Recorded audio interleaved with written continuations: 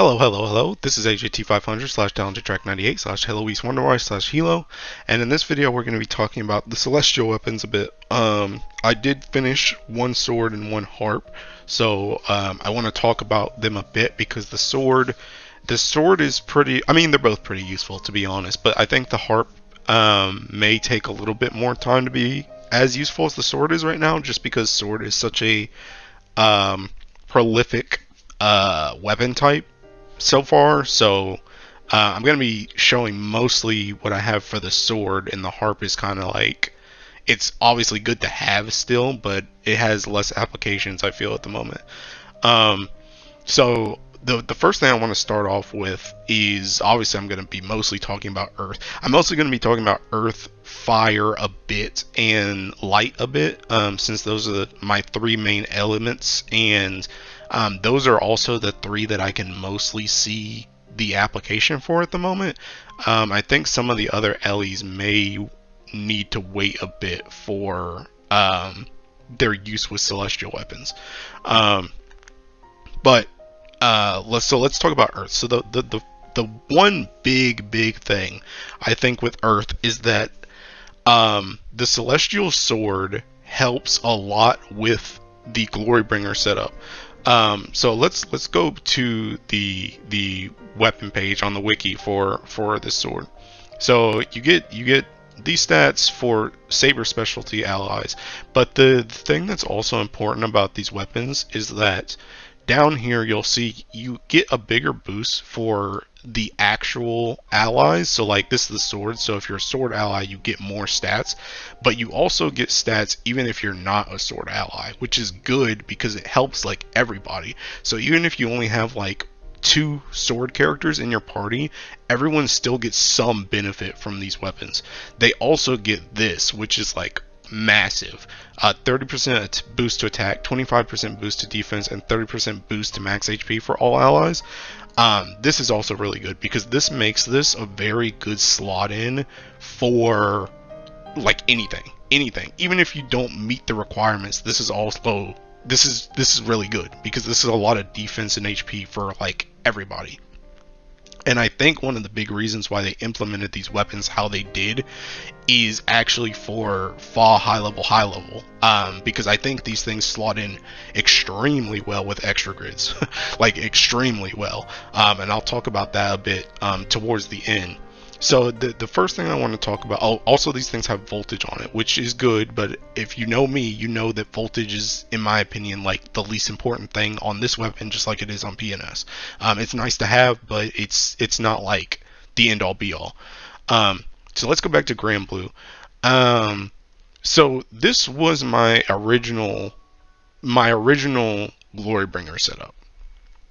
The issue with this setup is that this setup did not have guaranteed triple attack, and it was kind of shoehorned into using a Katana because you need to get the like 3 swords or 3 katanas or a mix of both for the 30% amp on your MC. And these were the summons for it, and then I was using Sandalphon, Uriel, and Narmaya. And this would get you like, it would get you like 80 or 90% TA or something like that on MC and Sandalphon, but it was not guaranteed. And like I said, you were shoehorned into this Katana.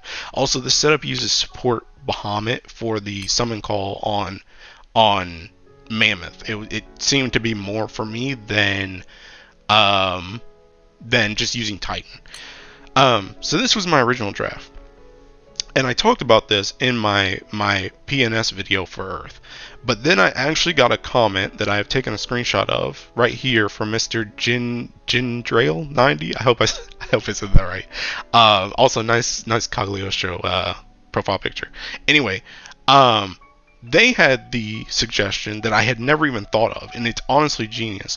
So they had the suggestion of this grid. Yes, this grid, where since I'm using 000 in the front and I'm using Bahamut, it matters less to have that Earth Opus in here. So you could actually use a light Opus or a dark Opus instead, put the echo key on this instead, and then you can fulfill the 3 sword and 3 katana requirement here with the Ultima and hunting, which allows you to put in an extra weapon, aka your Sieg Dagger or any other super boosted weapon, for that last slot instead, which is genius. It was honestly genius, and this setup did do more damage than my initial draft. So again, thank you, Mr. Gindrail 90. That was a really good suggestion. That was really cool, really neat. So that's good. But the issue with this setup as well, even though this setup does do more damage, this setup still did not have guaranteed triple attack. So even though it was pretty consistent, I'll be real, it wasn't like 100% consistent. Now we have the Siete sword. Finally, we talk about the Celestial weapon in this grid. The Celestial sword, and later it will probably be better with the, well, it will be better with the katana, because then Narmaya can also get bigger stat boosts because it will be a katana. But now we can go back to our Earth Opus and use the Siete sword here instead to fill our requirements again. And the really key part about this weapon is it gives us this 10% TA and 5% TA and this double attack as well. It gives multi-attack rate, right? Which is good. So let's go through the steps of how this setup works now. So I've taken a notepad. You guys know me, I always use notepad. So now our MC has 40% from the Mammoth Call, the 40% TA right here, right? The Strife key that you use on the Ultima right here, this gives us another 25% triple attack right here. Then Katura backline, Katura, the rare one right here, she also gives 5% triple attack rate right here. The Siete sword gives 10% because MC is a saber katana ally, so they get another 10%. Then you get from the class stats, you get 3% right here, or from just all the classes, 3% right here. Then from the Ultimate Mastery, you get another 7% right here. Then from your EMPs, you get 5% right here and 5% right here. So that finally, now we have MC at 100% triple attack rate. The same goes for Sandolphin. Sandolphin also gets the Mammoth, the Strife key, Katura, and the Siete sword, because Sandolphin is also saber katana specialty right here. So he gets all of that the exact same, but he also gets multi-attack awakening, which is another 5%. He has a triple attack rate EMP right here for another 5%. He also has the support skill for when foes have debuffs. The wiki does not have guaranteed numbers on this besides when it's 3-star, and I don't know how many debuffs this counts for, but you can get up to 10%. So I would assume somewhere in here is probably around like 5% or something like that. And if you have a triple attack ring or earring on Sandolphin like I do, Sandolphin should also be at 100% triple attack rate as well. And then the last character is also Naru, who we know, and she just gets guaranteed triple attack because of this, right? When she has a counter, she has guaranteed triple attack. So these two plus MC have a triple attack, guaranteed triple attack. Now the one odd man out is Uriel, because Uriel is Fist, but Uriel does get a big boost as well. So Uriel, he does not get, I don't know why I have the Strife key here. Uriel has this. So he has 40% from Mammoth, again, 5% from Katura. He gets 5% from the Siete sword still, because he has, he just exists. He just exists. And then he also has multi-attack awakening right here for triple attack. He does not have any MPs, but I do have a ring on him for 4%. So let's see, this is, I think my numbers may be wrong. This is 40%, 50%, 55%, 59%. So he has 59% TA now on mine. Normally you would probably have about 55% 5 if you didn't have a ring, right? Now the thing about Uriel that I have right here below this to make him more consistent in this setup is all these things that give multi attack. It's multi attack, it's not just triple attack. So Mammoth also gives 60% double attack. Siete's sword, even if you're not the right person, also gives 10% double attack. Multi attack awakening gives 10% double attack. Uriel himself does have a double attack EMP, which I only went to 5% because I think the 6% is kind of useless, but 5% there. So he also gets all that stuff for an extra 85% double attack. So even though he is not guaranteed to triple, I would say more than likely he is probably going to double attack or he's going to triple attack, one or the other, which is all you really need. Honestly, with this setup, the power with this setup now, you can kind of get by with him single attacking, but even then, the likelihood of him single attacking is very low in this setup, just because of all the different boosts that he's still getting, even though he's not a sword or katana ally. So that is really good for Glorybringer. So Glorybringer has a good weapon now, a pretty good third slot in for its sword and katana requirements. And like I said before, when we get the katana one, it will be even better because of Narmaya. So she'll get even more damage there, and it will also benefit everyone else in the party the exact same as the sword. So that's good. That's really good. So that is the Glorybringer setup. Now I think it looks kind of like this. So now I'm going to talk about these weapons in kind of more general grids as well. Okay, so next let's go to so I'm going to be talking about Earth again first. Here, as you guys probably know, I've talked about how I think Earth only really has 2 slots available to it in normal grids. These 2 slots, the dagger and this was the amp weapon before, and now it's the celestial weapon. I also have the amp weapon still in this grid as well. I think this is probably the spot, like the slot that you can swap around the most, because again, if you guys have heard me talk before, I think that as long as fronting works the way it is and we don't have any other way to activate dot damage on the entire party, this weapon is pretty much tied to us if you can use it. So this slot is not really movable, and I still don't think it's really worth moving for the celestial weapon. So I don't think it's worth doing the amp and celestial weapon. Though if you do not have an MK2 dagger, it may be worth. It may be worth in that scenario. I'm not sure, but it may be worth there. Now for this slot, there's pros and cons to using the amp weapon versus the celestial. I believe as long as you're using characters that actually play into the amp weapon, I would say 2, I would even go as far as saying maybe 3 characters. Now a lot of full autos that I use have Galleon and Sarasa and then Berserker MC. So a lot of stuff that I use uses at least 3 axe or staff characters. So I think this is worth if you're going for damage. If you're going specifically for as much damage as possible, I think this is still the winner, if you can meet the requirements in terms of your team. Now, if you want something a bit more defensive, then I think this weapon is good, because this weapon does still have, remember, this.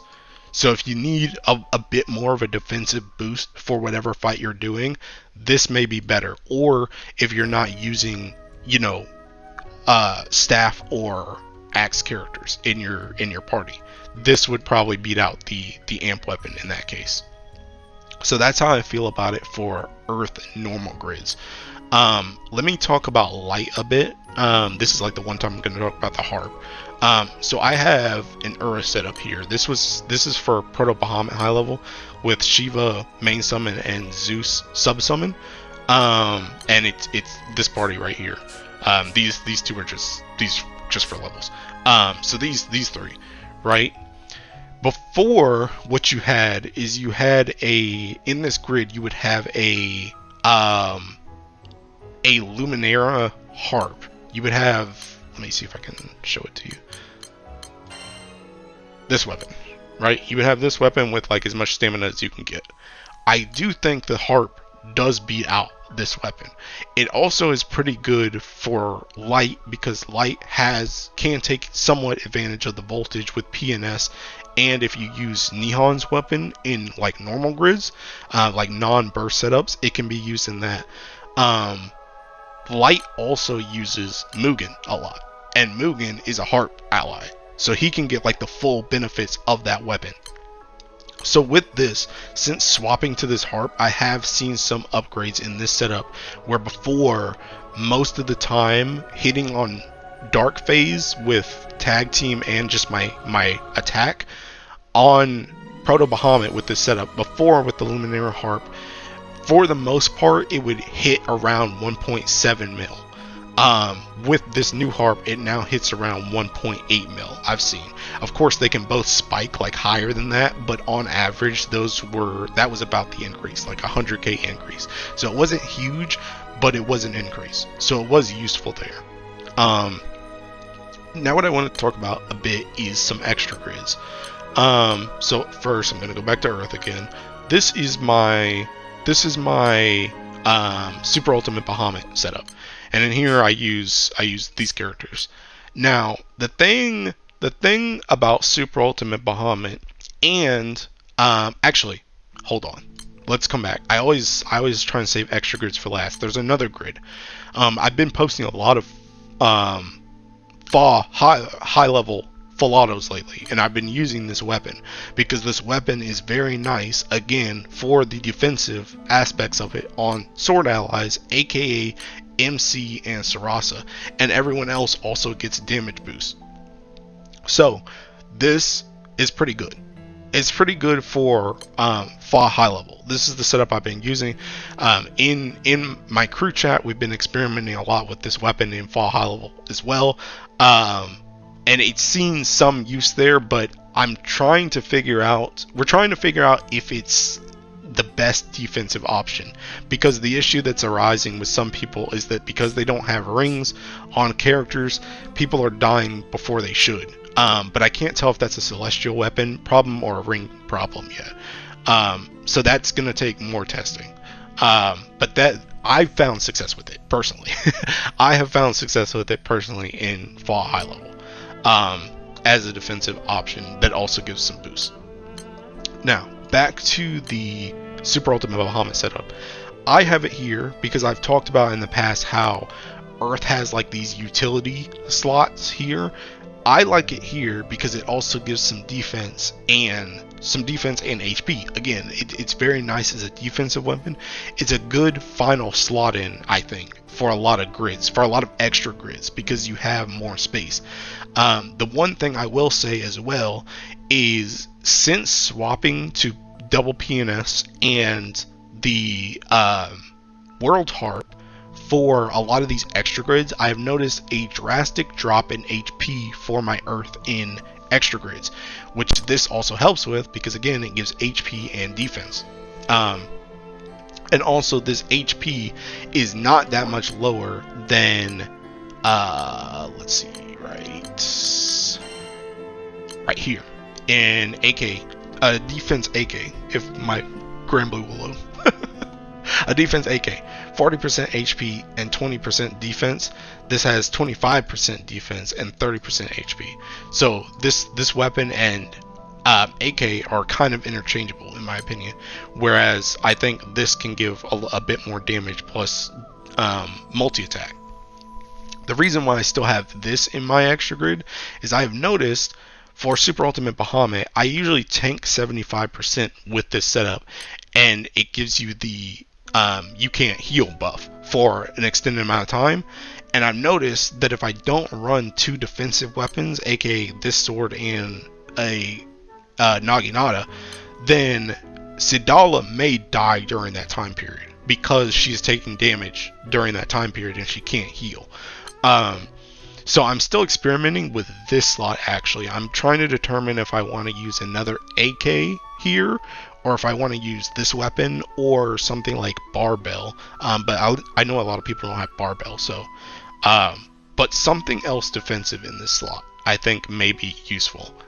Just because these two and this lose a lot of HP that we used to be from two Alex daggers and the Lobelia axe in these slots. You're losing a lot of extra HP. So I'm trying to make that up with these two weapon slots. So that's my super ultimate Bahamut high level. Let me look at Hexa right here.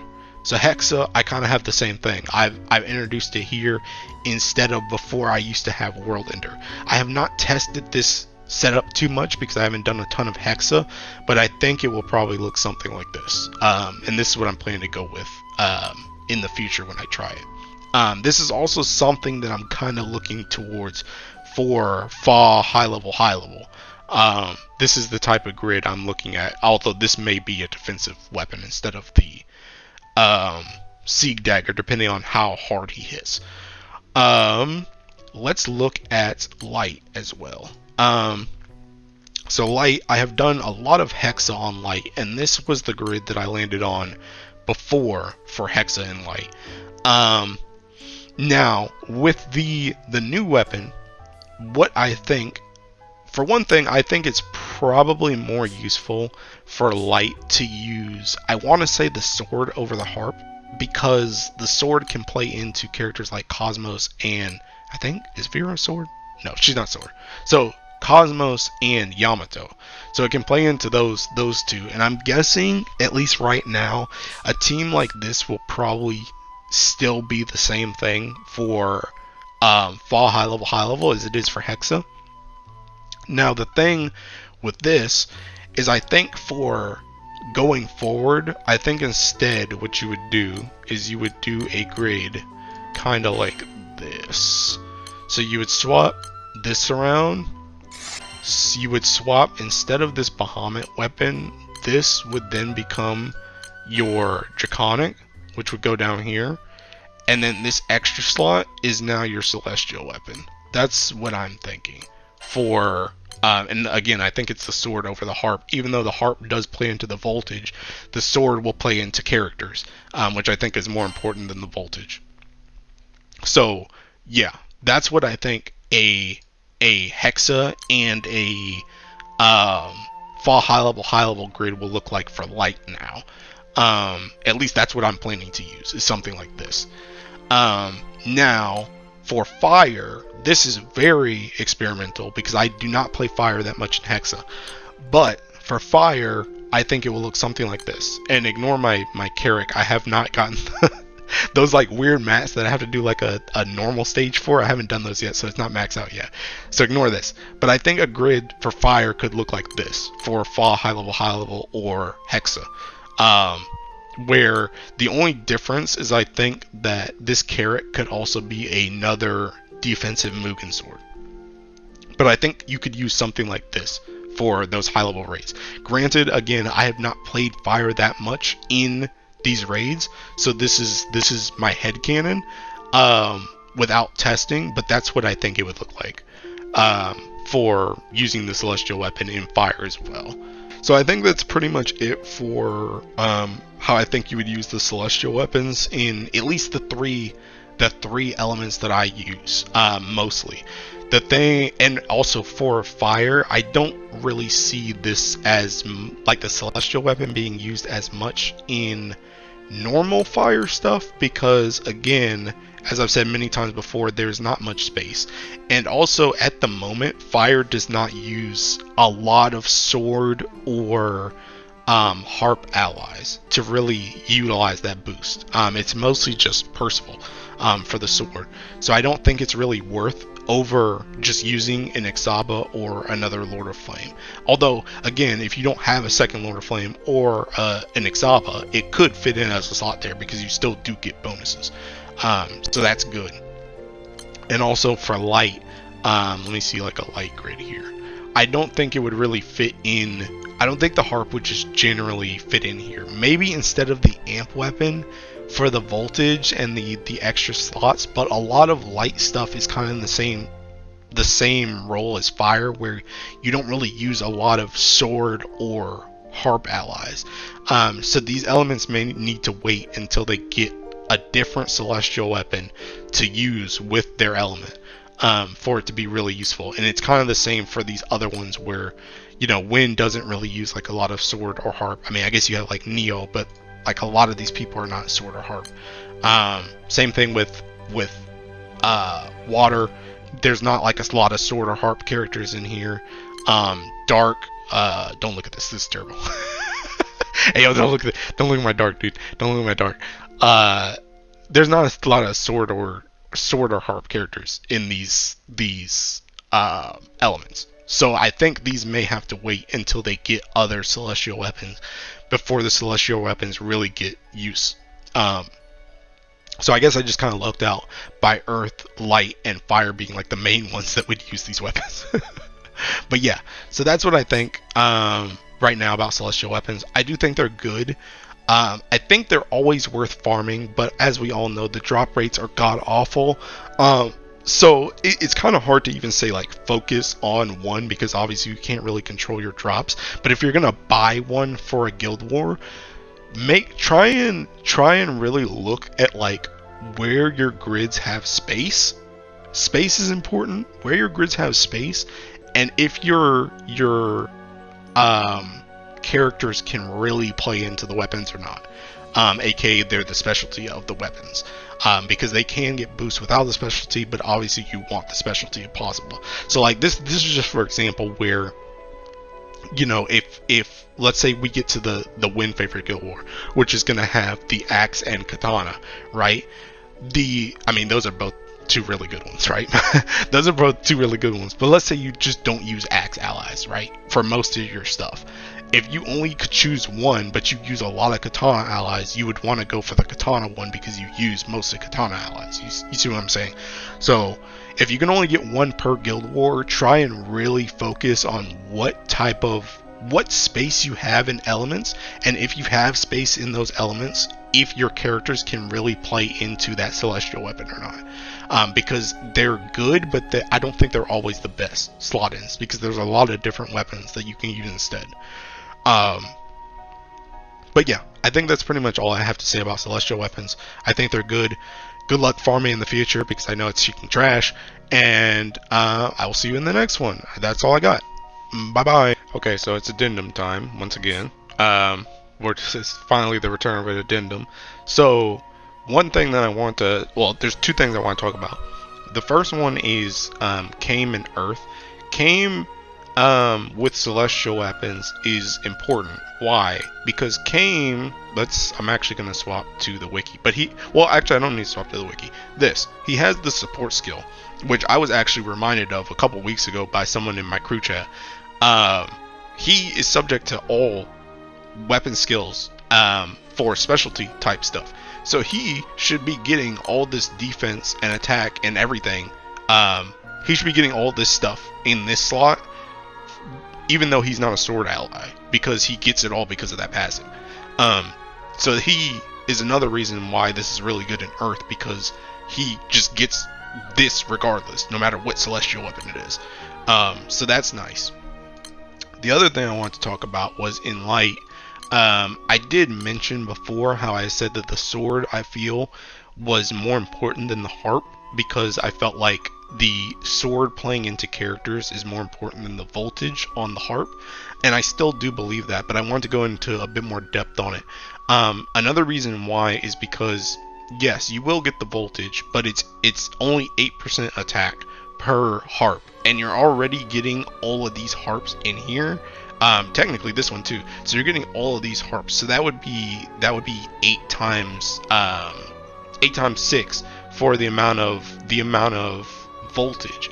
So you're only losing one of those voltage, so it would be 8 times 5. But the other really important thing to talk about is actually this weapon, if you plan to use it, which I do think this weapon is pretty good.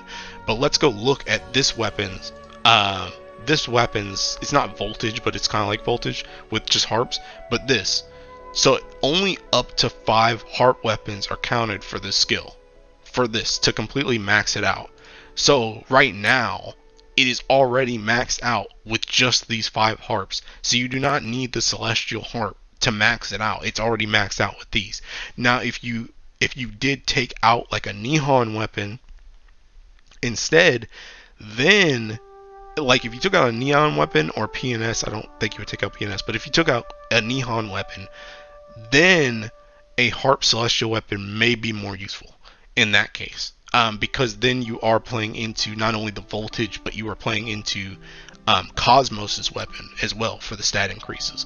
So that might be more worth. But if you're using this exact same grid, I still do think the sword is probably better. And you're also getting the sword from the sword's voltage from the sword, a sword Ultima, and the Opus. So you're still getting some of your voltage there. So I think the sword is probably still better for light, at least in current grids, but I just wanted to kind of explain that more because I was thinking about it and I didn't really explain that as much as I could have. So yeah, I think that's actually all I have to say now. So I will see you again. Bye bye.